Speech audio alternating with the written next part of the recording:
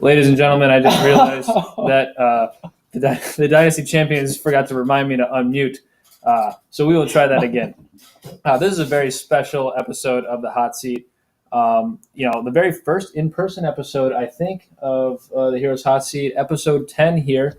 Very first in-person episode of the Hot Seat, but also the very first in-person episode of all of the podcasts so far in the league. So very excited to be doing this. Unfortunately, we have one of the most depressed owners in the league currently after a very rough Week 16. Happy to welcome the Dynasty champions, GM, head coached, and owned by Mr. Scott Hornung. Welcome to the show. Rough Week 16, but I'm happy you're on. Mr. Ritchie, it is an honor to be here. I appreciate you having me on, but the problem is I'm going to have to start charging for real in the future going into next season. It seems like every week I'm asked to be on your show, Ryan's show. On Austin doesn't even have guests, and he still asks me every week to be on his show. I need you guys to understand, believe that I'm a busy person. For me to make the playoffs consecutive seasons, that just doesn't happen for no reason. I spend time with my team. I appreciate my players. I'm always looking for new players. But you're welcome for being on here. Yeah, I want to stop you right there. I don't think you made the playoffs last year, but oh, I did, sir. It's 2 consecutive seasons. Really, it was Ryan, Mr. B, you, and Shinwoo. Was that the ordering? I think it's Johnny. Yeah, and Shinwoo. Not Shinwoo. Oh, wait a minute, Scott. Shinwoo made the playoffs last year. It was not 2 consecutive seasons. I think your dates are mixed up here, buddy. Anyway, thanks for coming on. Wait, okay, no, time out. I came in 5th, and Shinwoo was 4th. Okay, so Ryan, Mr. B. We're sure Shinwoo made it? Yeah. You positive? Yeah, Shinwoo got bounced in the first round by the Beasts, I think, or Ryan, one of the two. But yeah, you were a season before that. So it was 2 seasons ago? Yeah, it was 2 seasons ago.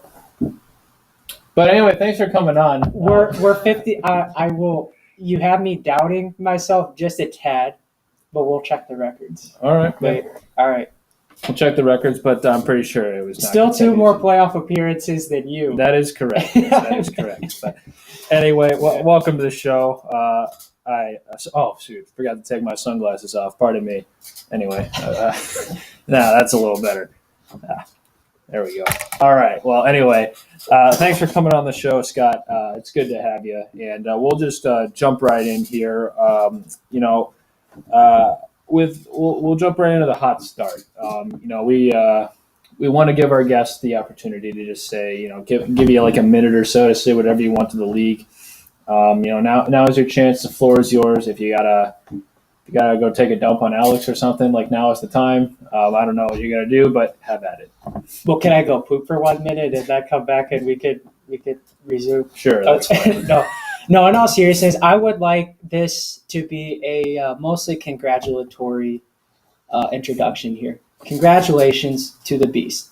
3 championships in 7 seasons. That's pretty incredible. Happy for you. I mean, it's kind of a dynasty, Yeah. Like 3 in 7 seasons. Congrats to Rybread for another playoff appearance. 7 in a row. Has made it every season. Props to you, Mr. Ryan Smith. And also congratulations. It doesn't hurt me to say it at all because I am genuinely happy for the Green Machine. Good job, Alex, on 3rd place in the Diggs performance and your bonuses as well. And then a shout out to Johnny.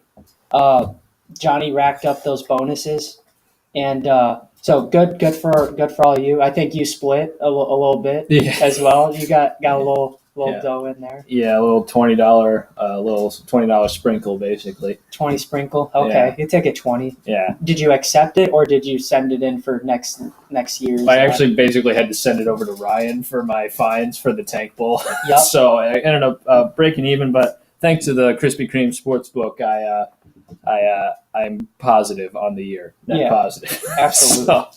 I do have another part of my introduction.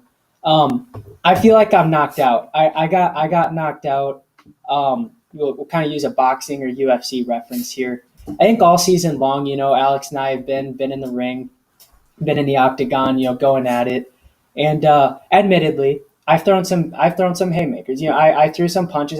I'm not afraid to throw some shade and trash talk towards Alex's way. However, let's say I threw a big right hook. Alex would always come back with a jab. He all season long from the minute he had that hour-long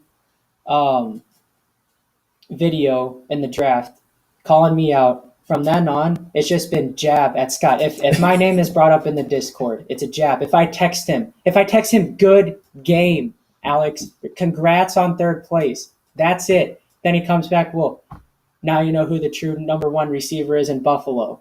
You send out your message yesterday announcing that I'll be on the show today. And by the way, I appreciate the sympathy, Brennan, and anybody else that has it for me. But you know what? We'll keep working at it. But anyway, you send your message, okay? And then Alex, of course, has to say a comment. He could have just ignored it. He could have liked the message. He could have, probably just said nothing. That'd been the best thing. But instead, he had to take a jab at me. And I think that was I don't know which jab did it, but I honestly and admittedly, I think Alex got me. Like, he's thrown so much jabs at me that I got my face is beat in. Is that why you have the glasses on? You got a concussion right now? Yeah, I can't show my eyes, like all these circles under my eyes. Yeah, it's ugly. Yeah. Well, good stuff. Well, I appreciate the sentiment of the hot start here, Scott. And according to Austin in the YouTube chat here, you finished in 7th place the season before. So wait, last season? Yeah. Okay. So thank you, Austin. Yeah, so you did not make the playoffs in consecutive okay, years. Fair enough. Yeah, I don't know why I always. It must be. It was the season before that, I think. Sure. Yeah. So tough look there, but Yeah. Like you said, 2 more times than me, so it's whatever. But all right. Well, good hot start. We're gonna move right into the Fast Five, and I always like to start off with a nice little question about your team name. And there's been a strong movement in the league, obviously, to get you to change your name. Are you going to be changing your name and possibly to the Dynasty football team after this season's debacle? What's your plan there?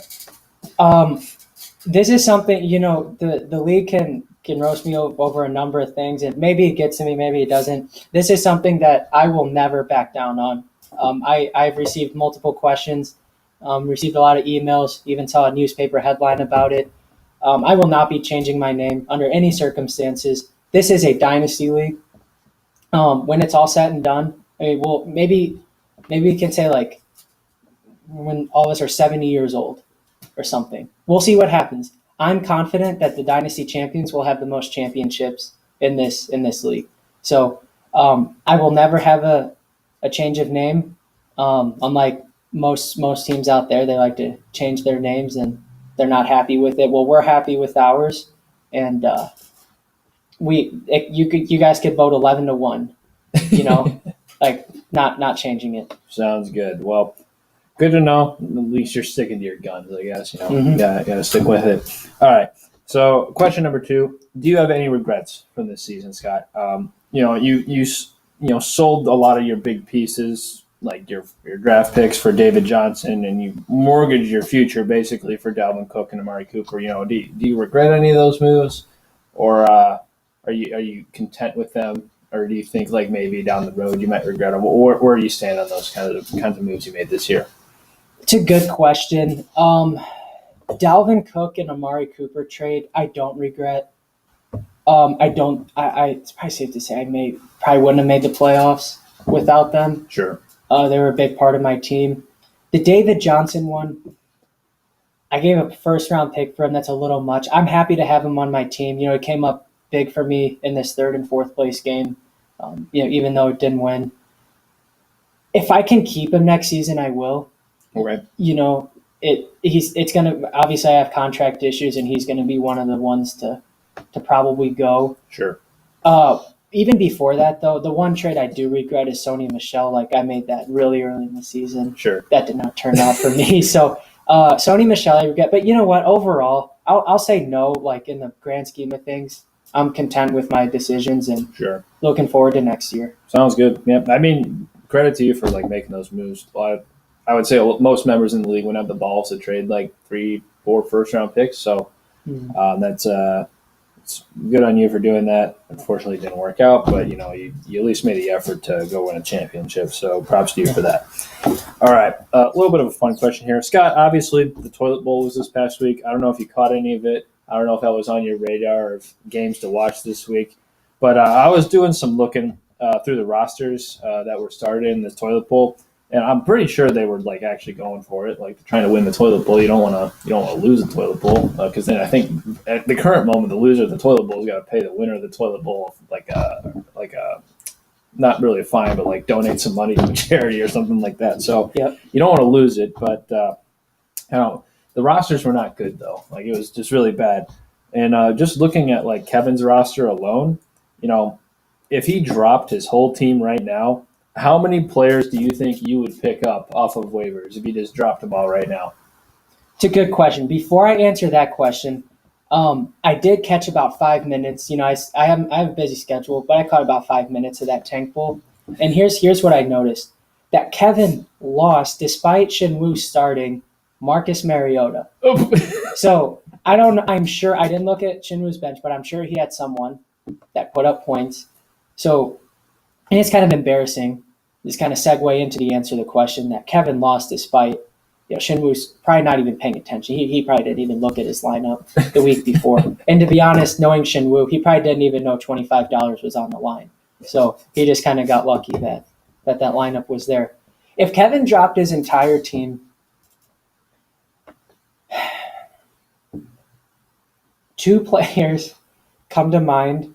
I would want J.K. Dobbins. But even then, he's not in a great he's in a good offense, but in an offense where running backs probably not going to be as good as other teams. Sure. But I would pick up J.K. Dobbins. I would take Devontae Parker. I'm not interested in Ruggs. I'm not interested in Hamler. He doesn't have any quarterback to speak of. So I'm counting two players. I mean, he basically has a roster full of waiver wire pickups at best. Would you agree with this? Does that sound about right? Yeah, I think that if I was going through his roster, I think J.K. Dobbins, Devontae Parker, he traded away Thielen, I would have taken him. He traded away Kupp, I would have taken him. Sure. So, like, basically all of the players that I might have taken off his roster, he either dropped or he traded them. And so, I mean, at this point, I'm content with taking Dobbins and Parker, and then the rest of his team can just be thrown into the fire and burned. Yeah, it's not a great roster. Good luck to that man. He's gonna need some help next year. I mean, even if he drafts well, it's gonna be like even with Trevor Lawrence, that team is not gonna go anywhere. So he's got some work to do. I'd say needs a lot of players. A ton of work to do. It's gonna like. Just thinking about it, let's say he drafts. Let's say all three of his first-round picks at the current moment hit. Let's just say he drafts one of every position. I don't know what he's going to do. He's going to get Trevor Lawrence. He's going to draft a wide receiver. He's going to draft a running back. Okay. Let's say, or if the running back's available, let's say he drafts one of every main position. Is he even going to be in playoff contention? No, because he still only has one quarterback, which would be Lawrence. I guess he'd have two good running backs. Assuming he gets one, like you said, but they might be gone. And then he'd have, I guess, maybe two or three good wide receivers. I don't think that's good enough to beat this year's playoff teams. I don't think that's good enough to beat Chris. Sure. Yeah, so he's 2 years away from being a playoff contender. So, I mean, it's a long road ahead for Kevin. That is for sure, but good luck to you, sir. Yeah. If you can be a playoff team next year, I would be very impressed. Let's put it that way. Maybe Chris can put some odds on that in his sports book. Yeah, let's see those odds in the sports book, Chris. Odds of Kevin making the postseason next year. Yeah. I'd say right now it's probably at like 20-1 or worse, probably.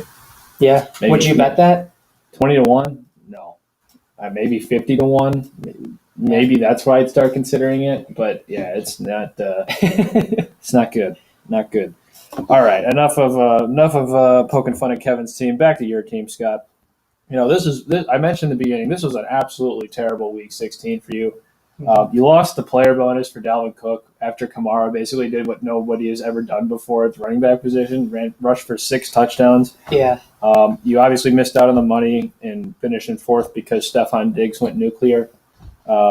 And you also broke even in the sports book basically because Ryan barely covered, and what looked like you were going to cover did not end up happening, and so basically torched both of your bets in the sports book. So not a good week 16 for you. So and because of that, you basically came up empty-handed this year. I think you made like a small profit in the sports book, but other than that, not a good year. You pushed with Alex's bet, so. Yeah. How do you recover moving forward now after a rather disappointing end of the year? Yeah, it's tough, and but you know what? It gives us more motivation for next year. It had a meeting after the season. One of those season-ending meetings, and we talked about players, coaches, owners, everybody involved that.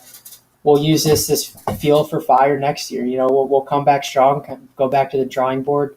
Might see some moves in the off season sooner rather than later. We're already working hard. With all those depressing stats you just mentioned, we have our own line of Dynasty champions. DC hard. As you can see, the bottle's already kind of it's getting empty. So. You know what we've been doing the last couple of days, but it's time to get back to work. We're expecting maybe 3 player bonuses next year and a second place finish at worst going into next season.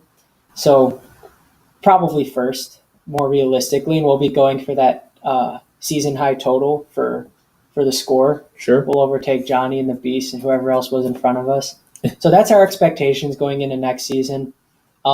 This season was a bummer, but.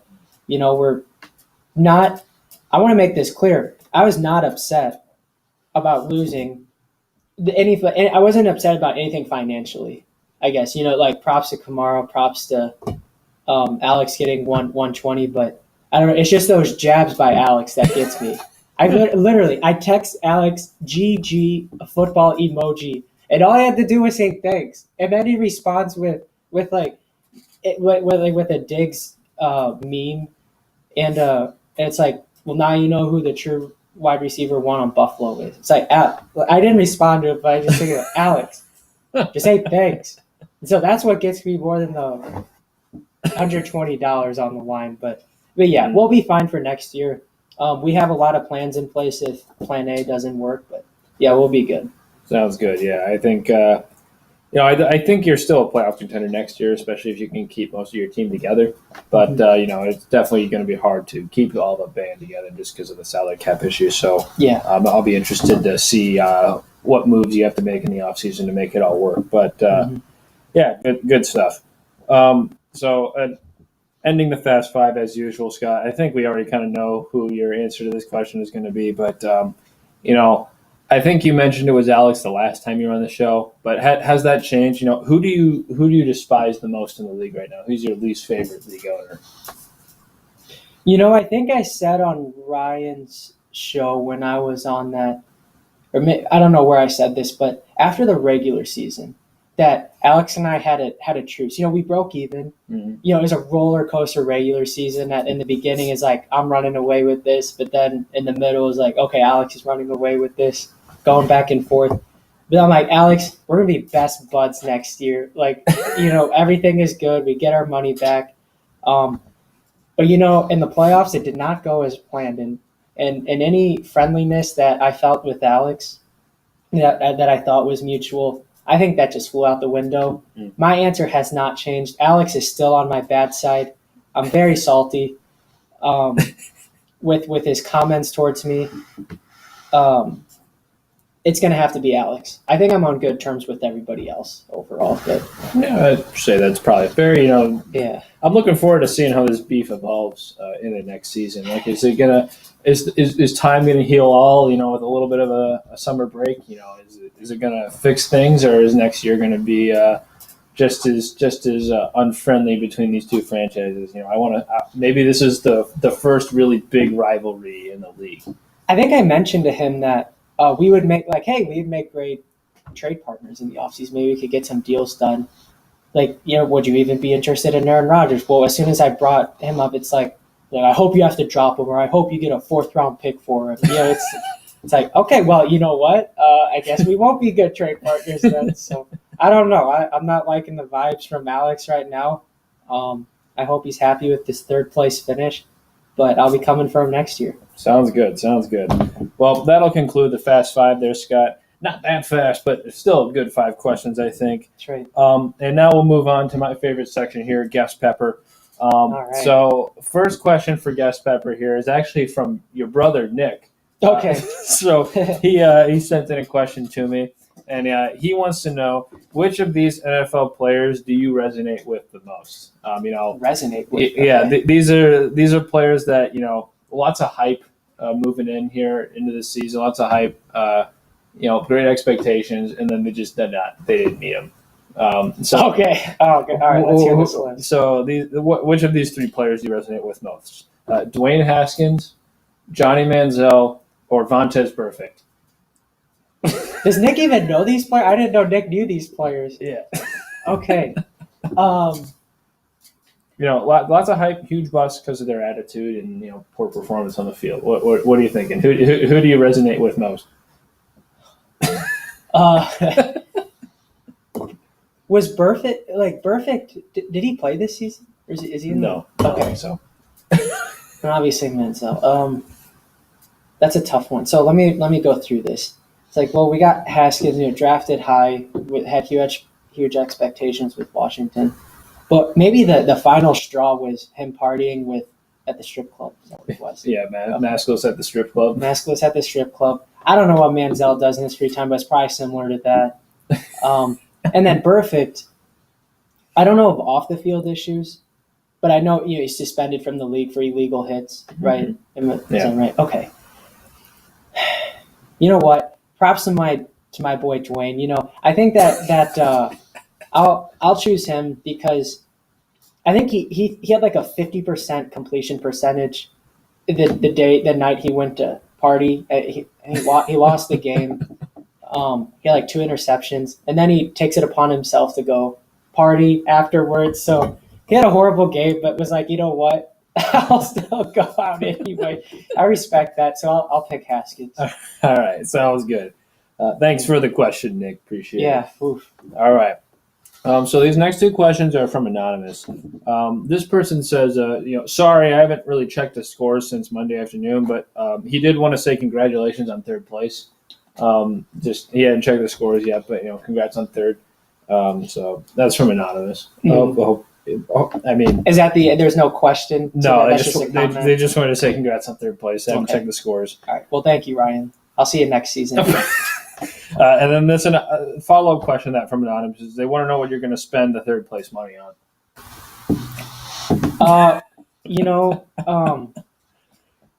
I'll say this.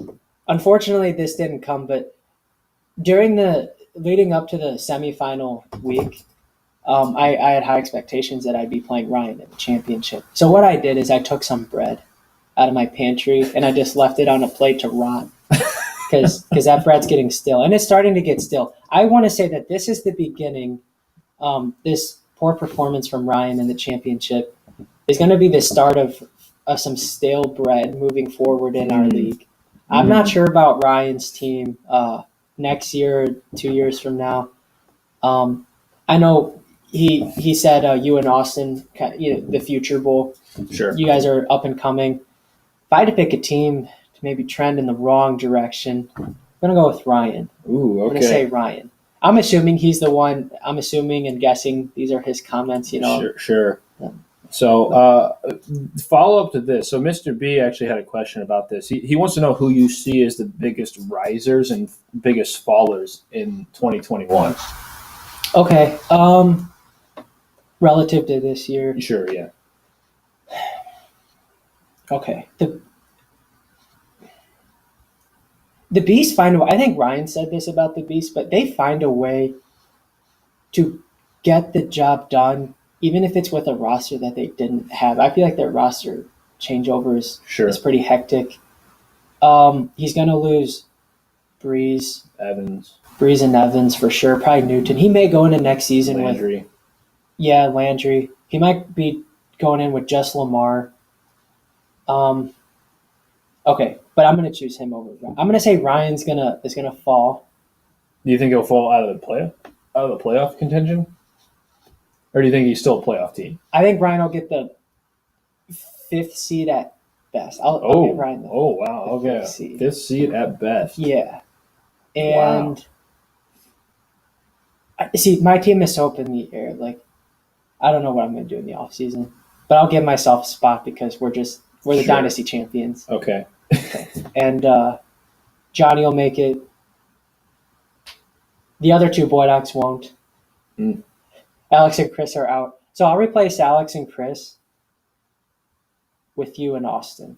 Okay. That's what I'll do. So maybe like Ryan trends in the wrong direction. Alex and Chris fall out. You and Austin get bumped up. I think it's very possible that you and Alex have a nice little battle again to get into the postseason. I think both of you are going to be fighting your way back in. So I'm looking forward to it. I think next year is going to have just as much parity at the top that it did this year. I think there's going to be a lot of teams that are like 9-4, 10-3, stuff like that. They're fighting for those playoff spots at the bottom. It's hard to envision a team. Maybe Johnny, that is like 11-2 or 12-1. It doesn't seem likely for next season, just given that Austin and I's team should be getting better. Sure. And I think Ryan's team, Mr. B's team, are probably going to take a small step back at least. So I think the parity in the league is going to be really incredible at the top.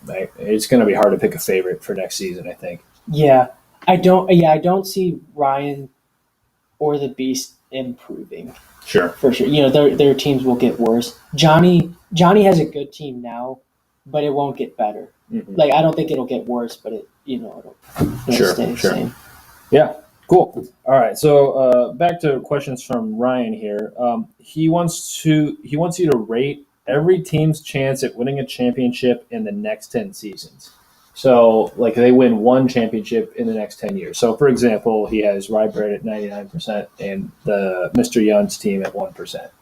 Does he really? He has that. Wow. That was his example that he gave in the question. So, if you were ranking them, you don't have to rank them, but like percent chance of all 12 teams of winning a championship in the next 10 seasons. Okay. I'll put the Beast at the top. 3-7 years. That's impressive. So I'll say there is a 9. I feel like 90 is actually kind of. I'll say 85% chance the Beast win. Okay. I'll say 80% that actually screw this. I'll put 85% for the Beast and 85% for me. So the Beast and I are going to be tied. I'll go 75% chance for Johnny. Okay. This is probably way off. Like, statistically, this is probably horrible. But in 10 years, you figure. Maybe this is a better question, way to phrase this. Who do you think has a 0% chance of winning one in the next 10 years? Okay. Who do you think is not, like, maybe 0 is harsh. Who has a less than 10% chance of winning one in the next 10 years? Shinwoo comes to mind, and Kevin comes. I'll go with Kevin too. Yeah. Okay. Shinwoo and Kevin right now I'd put at the lowest. I hope I'm wrong about for different reasons. Shinwoo because he doesn't pay attention enough right now. Like Kevin's the complete opposite. Like, he does pay attention, and I love Kevin's effort, but I got to see something out of him. I got to see some improvement on the team. So I'll go Shinwoo and Kevin will not win in the next 10 years. Okay, you think everybody else has a pretty decent shot of winning? Sure. Yeah. Okay. Higher than 10%. 10%. Yeah. Okay. So statistically possible that they will win one, basically. Yeah. Okay.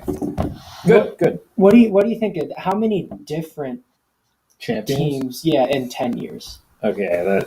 So if we're not including this here, we'll just say the 2020s, basically. Yeah. Up to 2030. We'll just say 2021 through 2030. Sure. I think I would like to think that Austin and I are both going to win at least one. Okay. So there's 2 teams. I got to think the Beast will win another one at some point in those 10 years. I got to think Ryan will win one. Just historically, he's won a couple. So there's 4 teams.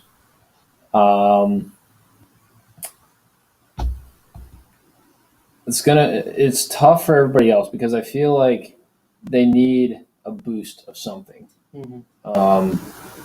Now, I don't know what that boost would be. Maybe it's a little bit of luck, a little bit of a really good draft. But for you personally, it's going to be hard to have a good draft just because you don't have those first round picks for 5 years here. Maybe you can grab one like once you finally get those picks recuperated again. So I'll just say you and Alex. I think those 6. 6 different. Yeah, for your dad, it's going to be tough. He really needs Justin Herbert to be good, like really good. So if he has a sophomore slump, that's going to be bad news for him because he doesn't have Kamara anymore. He has Calvin Ridley, and it's basically Ridley and Herbert. And if he doesn't have that, it's going to be tough. So I think I'll say 6 unique champions in those 10 years. That sounds reasonable. You get a couple repeat. Yeah. That's what I think. Maybe back to backs, maybe just every other year. But I think there will be a couple teams that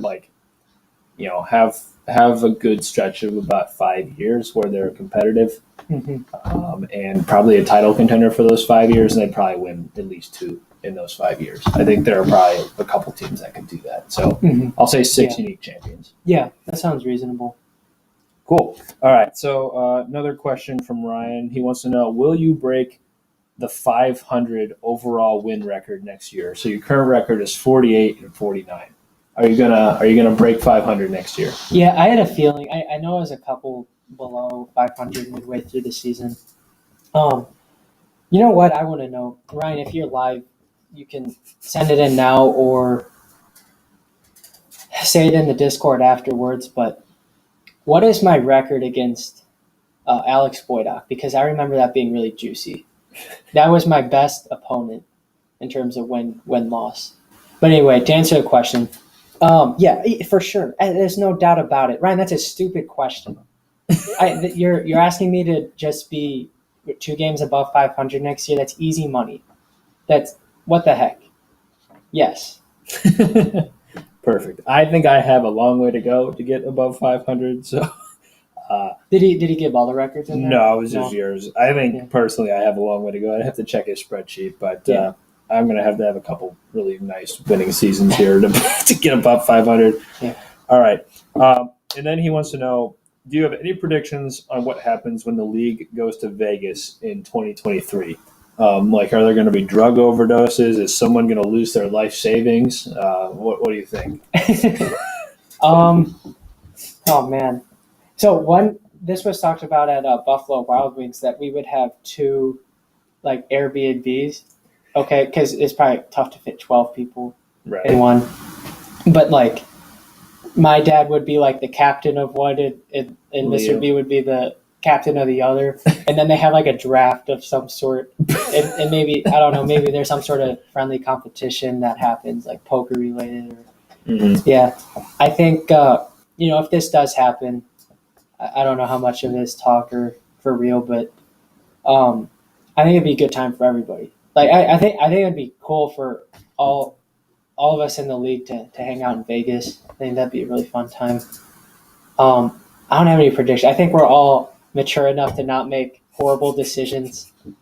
I don't know. Alex got to be careful around the Bellagio. He can't step foot inside that building with a lot of money. That's right. Yeah, Alex has a bad history. So, yeah, we'll see. I think younger Boydock will take a trip some point in 2021. So we'll have to see how it goes for him. He may be the same way. Yeah, Chris, be careful about the Bellagio. Maybe Boydocks might have a rough go of it there. So just beware. Yeah. All right. Then final question here from the Beast. He wants to know how much you would be willing to pay to attend his fantasy football school that he wants to open. How much would I be willing to pay? He would need to pay me a lot of money to attend. And even if he paid me a lot of money, I don't think I would be attending. I might just he might have to pay me, and I might dip out last second. So no, thank you, Beast. You know you do what you got to do, but I will not be in attendance. I'll be doing my own formulas and algorithms that help us be successful. Sure, sounds good. Well, you heard it here first, Beast. You're gonna need to pay people to attend that school, I think. But props to you for winning this year, anyway. So Speaking of the Beast, I'd like to advertise these real quick because the Beasts are probably working on their. let's get these up to the camera here. We got the Yeah. Dynasty champions DC Brewski That's right. and the Dynasty champions DC Light Brewski. Yeah. So I know the Beasts think they're all hot shit from their 2-time brew and think they're even hotter shit with their 3-time brew that will probably be coming out soon. But these are hot off the shelves. Go to a local store near you. Find the DC Brewskis, and they're very tasty. Mm. So no need to worry about any other brews going around the league. Delicious. Well, find DC Brewskis in store near you, I guess. That's right. So, all right. Well, let's look at the chat here before we move on to the final portion of the show here. Austin is upset that for the first in-person hot seat that I didn't light your actual chair on fire. So that's a good point. So, something to keep in mind for next time. Yeah, understood. Let's see. Austin thinks Johnny's team might actually get marginally better because he'll be able to afford bench players. Okay, sure. That's a good point, Austin. Yeah, maybe he'll have some depth. Yeah. So we'll have to see. But yeah, I'm still pissed about the Kamara trade. That is, every time I think about it, I get mad. So I gotta stop thinking about it. All right. See, Austin thinks he's got a 3 to 4 year window with his cap situation and the general lifespan of a running back in the NFL. Austin's overall record is a sparkling 33-64. 33-64 for Austin. All right, Austin. I can't imagine that mine is much better. So it's probably around the same ballpark there, Austin. All right. Well, for this heat check topic, it's actually something that Scott and I both agree on, but Scott's going to play a little bit of devil's advocate here just to get the league talking about it.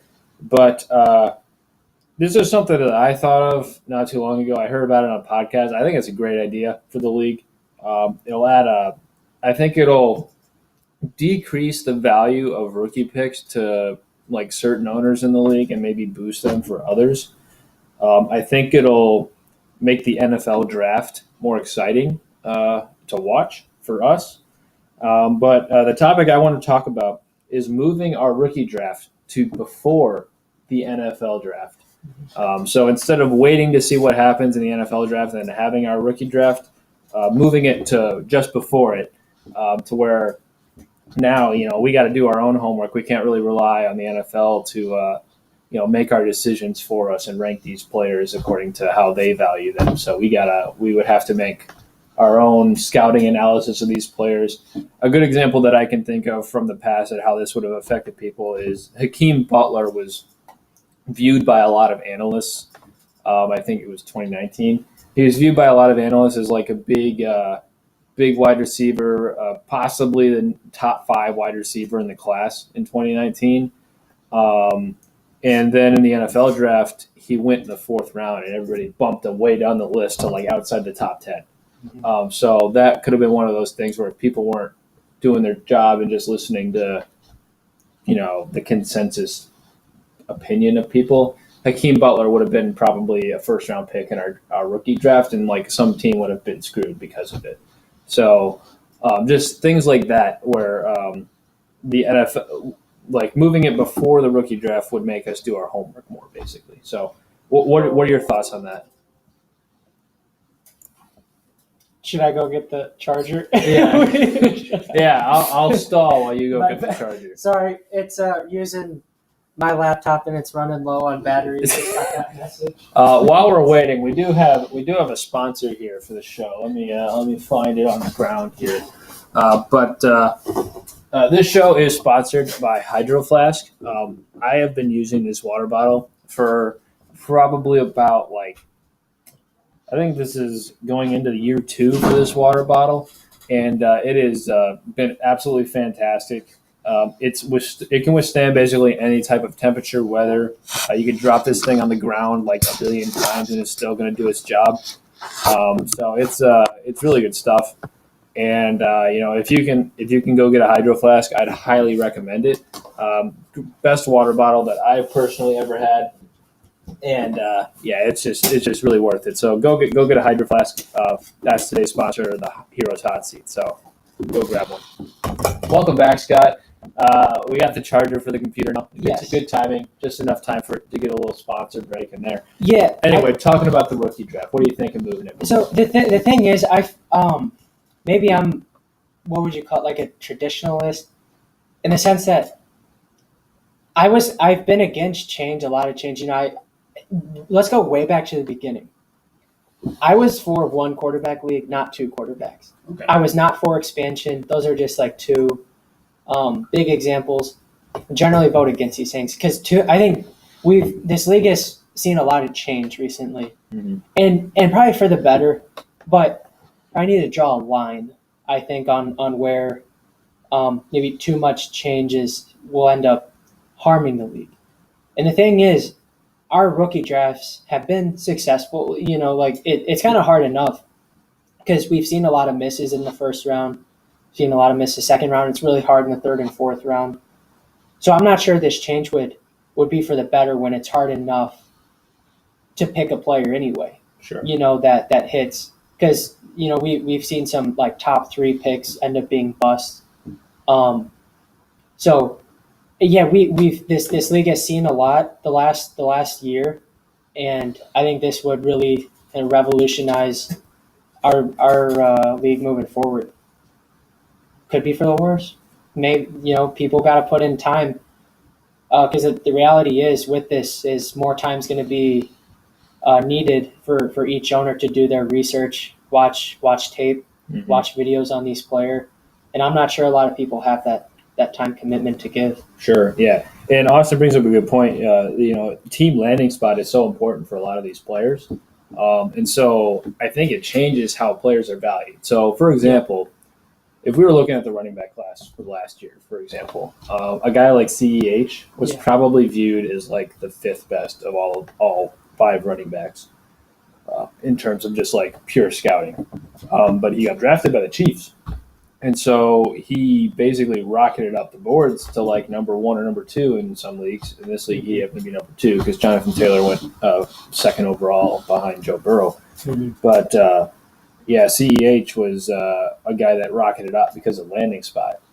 So basically what this draft changes is now you are drafting based on how talented this guy is and can he be successful in any situation, right?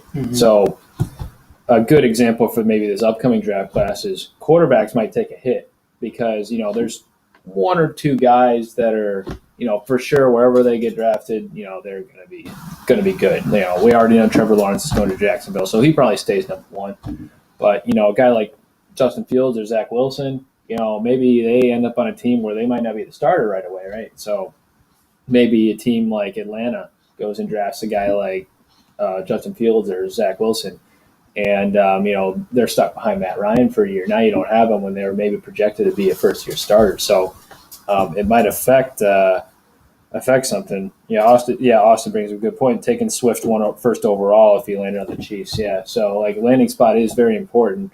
But, this draft makes you pick players that are almost landing spot agnostic to where they're going to be good no matter where they're dropped in. Yeah. And so it would change the ordering of players in the draft potentially. Yeah. He still could have taken Swift. Because did Swift have a better year than Hilaire? I mean, it's had to be close. I'm not sure.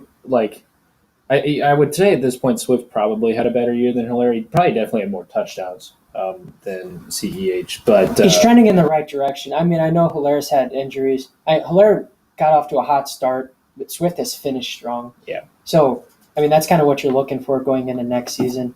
Austin still could have picked Swift. If Austin picked Swift It was just he picked Burrow instead, I guess. But and that's a totally different discussion because that's quarterback versus running back and like the longevity you think.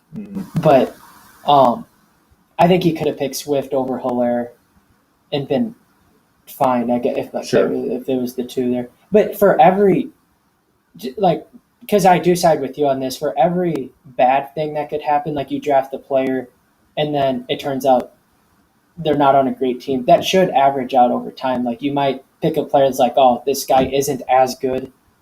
You're kind of stuck with someone. But he ends up in a great spot. Yeah, he ends up in a great spot. Like Hilaire. Imagine drafting Hilaire before the NFL draft. Yeah, like he goes like 8th, 9th overall. Right. Yeah, and then he lands on the Chiefs, and it's like, oh my God, what a steal! The value shot up like at least 8 picks here.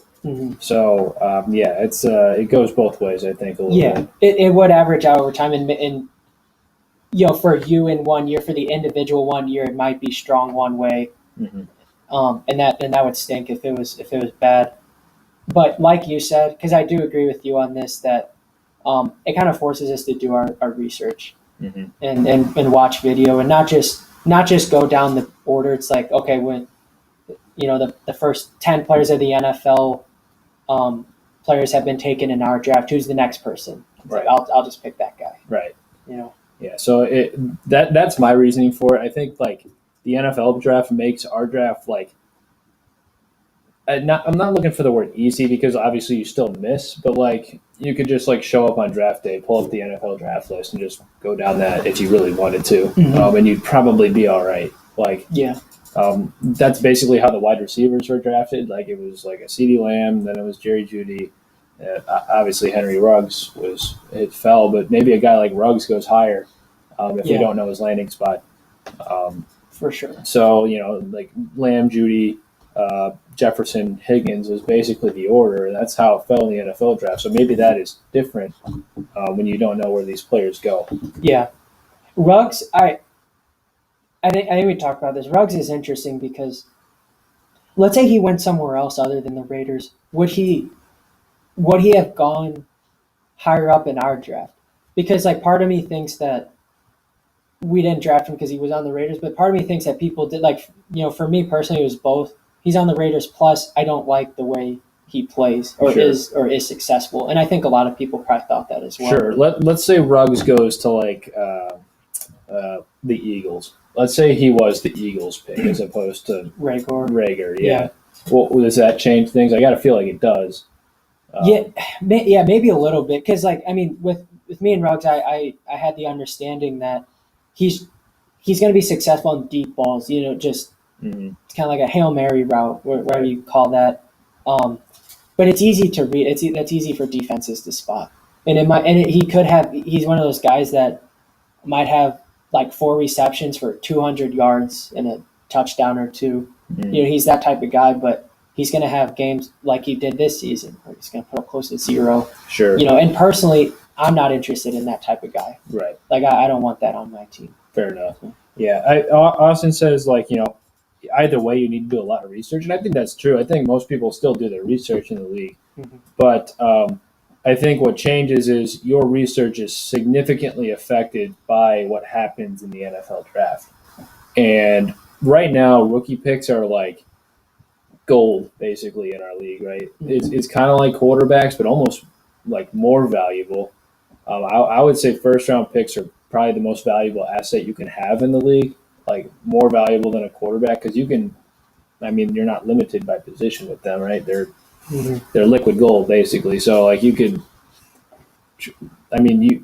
traded 4 first-round picks, 4 first-round picks this year, and that's probably going to affect you for a long time.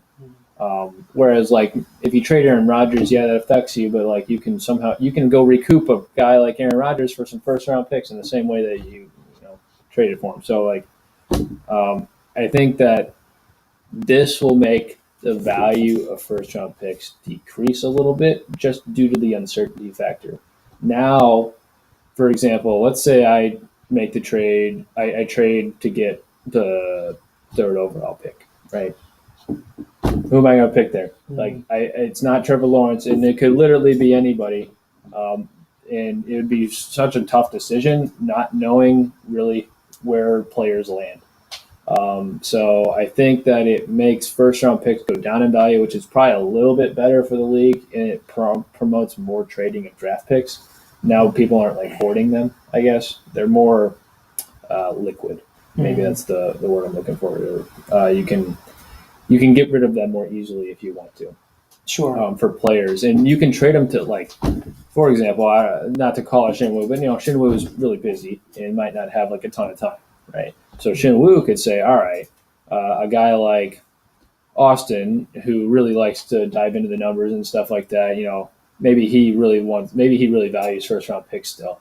And so now you can target target owners who really want first round picks, and you could give them to them in exchange for like really good players. And so now you're kind of just punting on the draft and getting good players in return and letting other teams try and do that hard work for you. So it adds a new strategy to the mix too. Yeah. I'd say the only thing I'll disagree with is the value of our first round picks currently, because there is still an uncertainty factor, because you use Aaron Rodgers as an example. And like, while I could trade Aaron Rodgers for hopefully a lot of picks, I guess those picks are valuable, like you said, in the sense that I could get any position, but it could be a bust. While I know like Aaron Rodgers is going to be like a probably top 5 quarterback, top 10 at worst, when whatever that draft pick that could be a bust or like top 30 or a backup for a long time. Sure, yeah. Overall, I think it's definitely something to consider, though. It would add a very different dynamic to the league rookie draft for sure. Because now, I think the best case for this is it makes the NFL draft ridiculously fun, because now it feels like these are your players, right? And you're rooting for them to go to like the best landing spots while watching the NFL draft. You own them before the NFL does. Basically, yeah. So like that I think that's one of the best arguments for it. Is it's like it makes it part of the NFL more fun than it might otherwise would be. Yeah, I would vote for it. However, there's nothing wrong with what we got going on now. So yeah, I think how it is now is fine. I just think it would add more excitement to an aspect of the league. So yeah. I'm good with that. Something to consider for sure. We just thought we'd throw it out there as an idea I've been thinking of. So start thinking about your opinion now. I'm going to bring it up with the free agent draft. Obviously, this year will be normal. So I'll bring it up at the free agent draft, and we'll probably take a vote on it then. So start forming your opinions now, everybody. So that's right. Anyway, this has been the end of the episode 10 here for the Heroes Hot Seat. This is the final episode of the season. Going out on a good note here. You chose the best guest. Yeah, yeah. I wanted some heat coming on the show here, so I figured a guy who had a rough week 16. I know I said that last week that I'd bring the Beast or Rybrid on if they won, and I thought about it more. I was like, I don't want the hot seat to be like a lovey-dovey episode where you're just pumping their tires the whole time. No one wants to hear that. Right. So I figured we'll bring on a guest who had a really rough week. Maybe flame them a little bit.